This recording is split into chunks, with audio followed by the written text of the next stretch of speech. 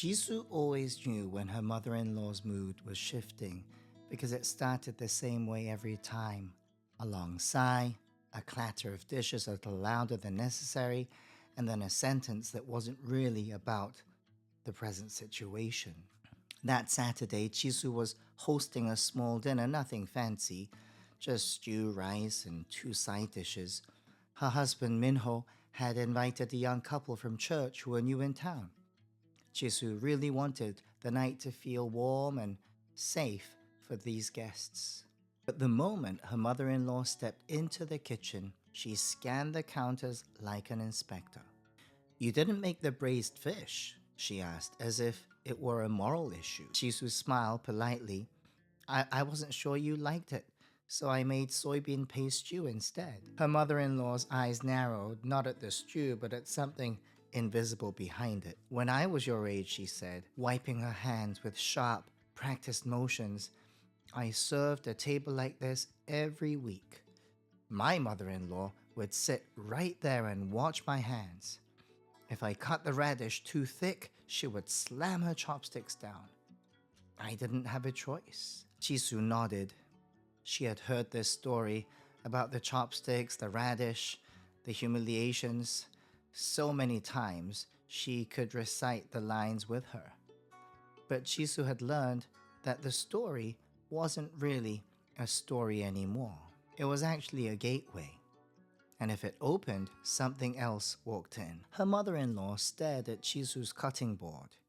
"You young women, you don't know suffering." The words landed like a verdict. Jisoo felt her shoulders tense. "Omni, I'm not trying to disrespect you. I just..." "Disrespect?" Her mother-in-law cut in, voice rising. "You call this a table? You call this hospitality? You don't understand what it means to be a daughter-in-law, do you?" Minho walked in at that moment, drawn by the volume. "Mom, what's wrong? What's wrong?" she repeated, the heat now fully in her face. "What's wrong is I gave my whole life to this family and nobody sees it. Nobody honors it. I swallowed my tears and did what I had to do, and now your wife acts like everything is a choice." The young couple arrived 10 minutes later to an atmosphere that felt like a room after a storm. Everything technically in place, but the air changed and Jisoo moved through greetings and bowls and polite laughter, but inside she felt like she was shrinking and felt like the air was being sucked out of her. Halfway through dinner, her mother-in-law began again, this time in front of everyone. She began her spiel. "When I lived with my in-laws," she said, "I slept 4 hours a night. My hands cracked in winter from washing dishes. And if I woke up even a minute late, I was cursed at. That was a real marriage." The guests laughed awkwardly, thinking it was a joke, but Jisoo could see it in her mother-in-law's eyes. It wasn't humorous at all. It was evidence. A courtroom. She was presenting her wounds like exhibits, demanding a verdict from the room. Minho tried to lighten up the atmosphere. "Mom, we've heard times were hard back then." "Hard?" she snapped. "You call it hard? You don't even know what hard means. That's why I can't stand your generation, always soft, always making excuses and talking about feelings and emotions." And then, like a match finally finding air, she turned to Jisoo. "You think you're tired? You think you're doing enough? You haven't suffered. You haven't paid anything and you want all the reward." Jisoo's cheeks began to burn. She actually wanted to defend herself, to list the early mornings with the kids, the days she swallowed her own frustrations, the ways she tried to honor a woman who seemed impossible to please and impress. But she knew what would happen. The story would get bigger, the past would rush in stronger, and then the present would just disappear completely. So, Jisoo said nothing. Silence. After the guests left, Jisoo stood alone in the kitchen, staring at the sink full of dishes.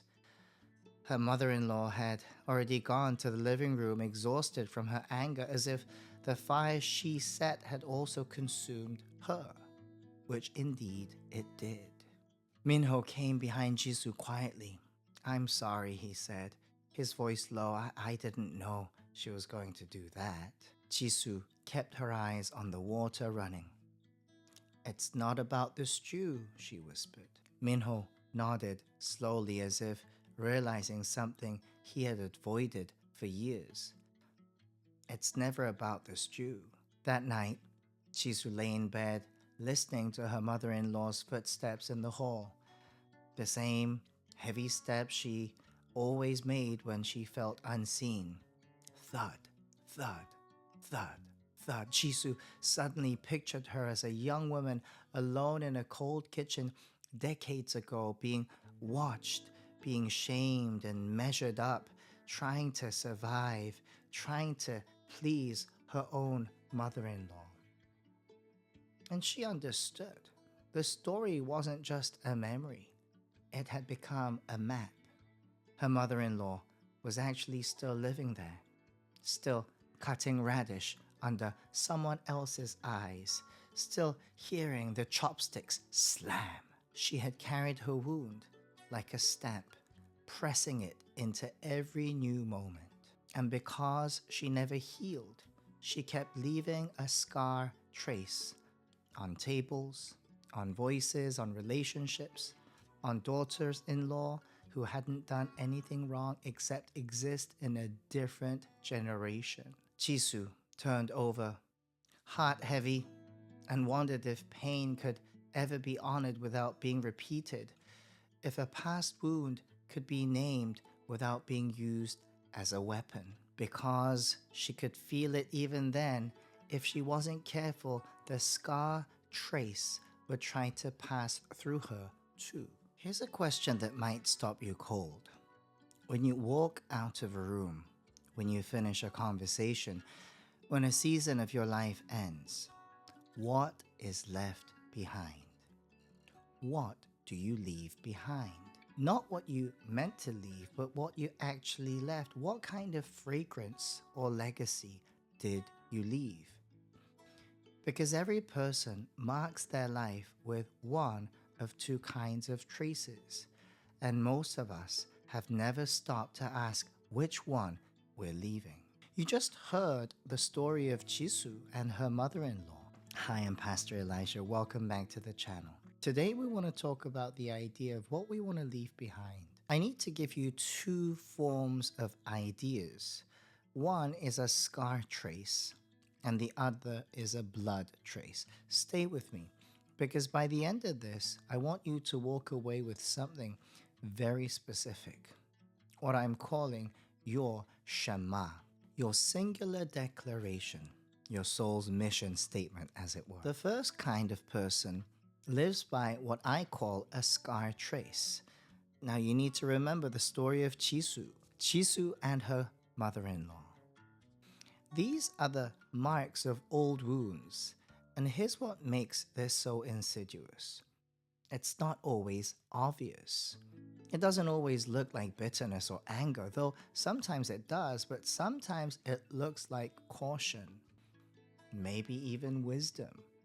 But what's underneath, in reality, is the past keeps getting imported into the present. Again, the past keeps on getting imported into the present.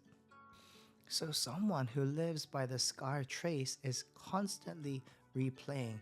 Remember Jisoo's mother-in-law? Constantly thinking about the radishes and the slapping of the chopsticks?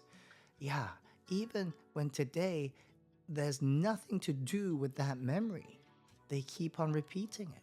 They meet a new situation, but they're responding to an old one. They're in today's conversation, but fighting yesterday's battle. Do you resonate with this at all? And the emotional temperature stays so high. There's always heat just beneath the surface because unprocessed pain doesn't disappear. You can't just sweep it under the rug. It keeps on radiating.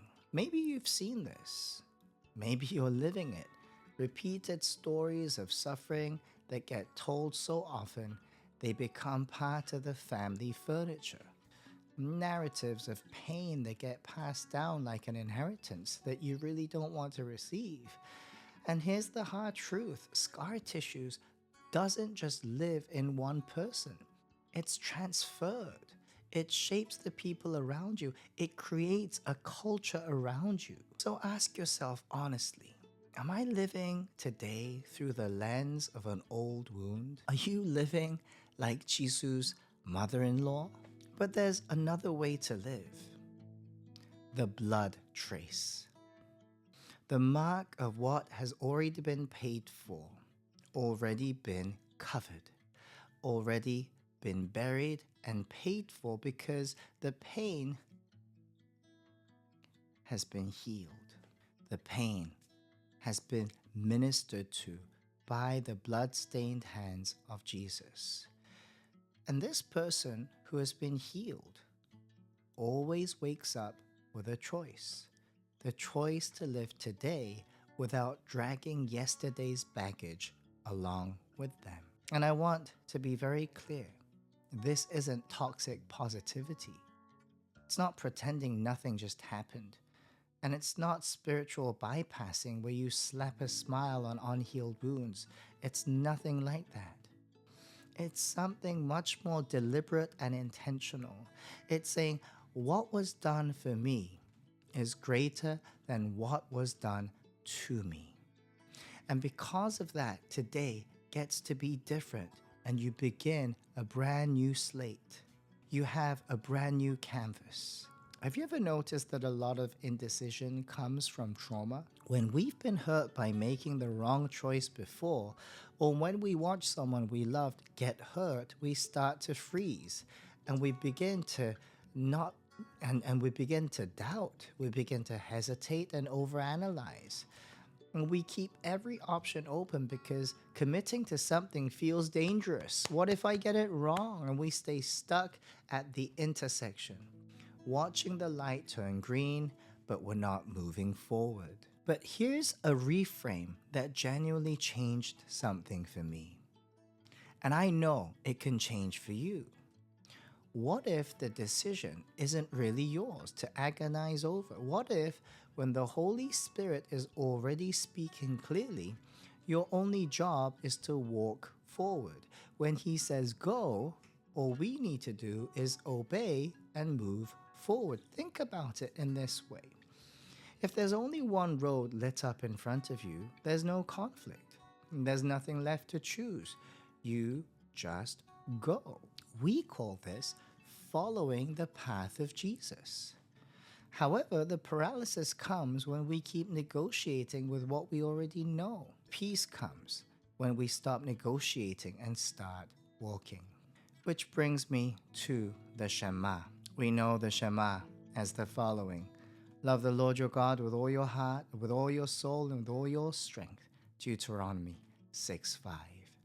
For the Jewish people, this wasn't a bedtime prayer or ritual recitation.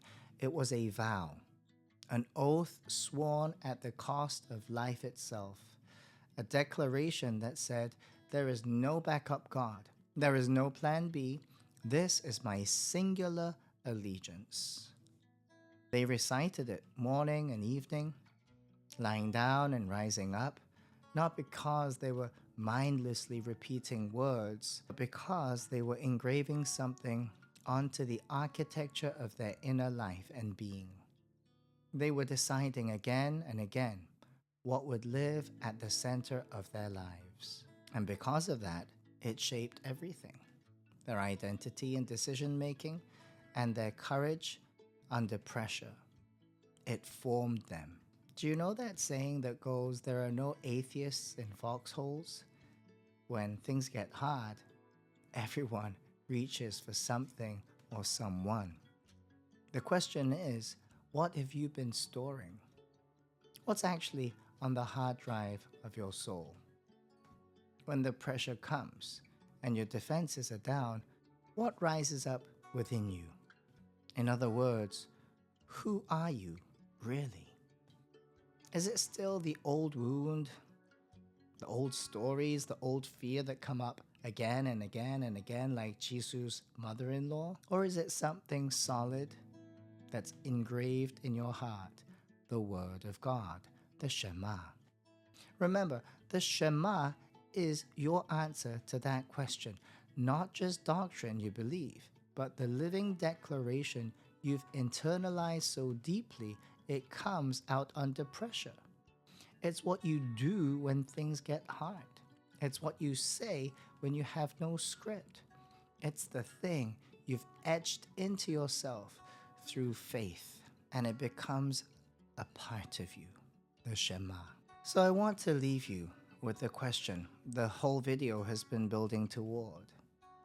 If this resonated with you in any kind of way, feel free to leave a like and share this content with somebody that you love. I'll see you in the next one.